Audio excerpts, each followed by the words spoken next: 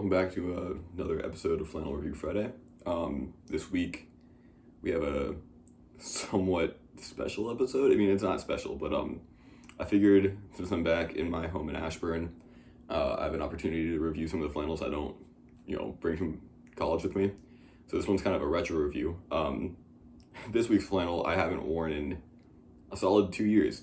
Putting on right now, it's even tight. Like if you look at the arms, doesn't fit me at all. But that'd be interesting to go back and see kind of, where the inception of all this was. Like what first brought me to love flannel. This one has a pretty simple pattern. I like the grayscale it has going on. I think it has maybe 5 shades of gray. You have the dark blacks right here, and then you have as light as full on, like kind of like a taupe.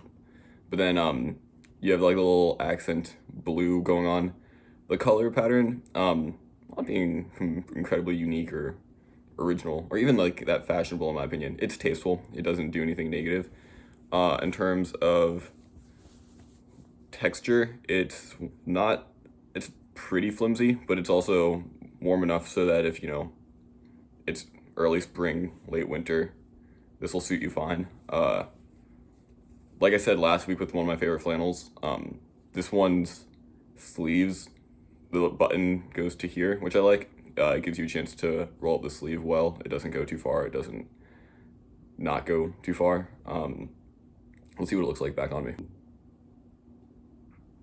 As you can see on my body, it doesn't fit tremendously well. It's really tight around the shoulders. I can only hope it fit me back in the day. I hope I wasn't walking around with sleeves that only fit 3/4 of the way up my arm. One of the things I like about the fit is that the fabric doesn't go too far down. It's maybe a bit more form-fitted, which is maybe weird to say about a flannel that I wear unbuttoned. But as far as like style goes, I think what it kind of brought to my flannel sensibilities was the more cool tones that I usually go for. This was probably not one of the first flannels I owned, but one of the first ones I wore consistently, and had heavily in the rotation. I think it also definitely inspired me to want to wear shirts and stuff that go, and jeans that when paired with the flannel don't look abundantly flashy or stand out. I also think that one of the things that this flannel first made me want to do is wear them maybe in more warm weather with the sleeves rolled up. I can actually still even do it now.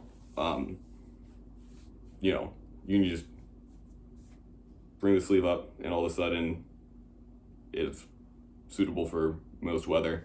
I think this flannel, while something I genuinely cannot wear anymore, is one of the ones that I have grown to appreciate more than a lot of the other flannels in my wardrobe, just because of what it did for a young Noah wanting to get in on the flannel game. I'd probably give it I'm feeling a bit sentimental today. I'd probably give it a 3 out of 5. It's not great. It wasn't the best choice back in the day. As you can see, I'm still having trouble buttoning it. It's not the most ergonomic flannel that I own, but it's certainly one that I've grown to appreciate over the past few years. I hope everyone has been enjoying these cold winter months and has been getting out and wearing flannels while you still can. I'll see you next week with yet more flannels and yet more hot takes on said flannels. All right, bye.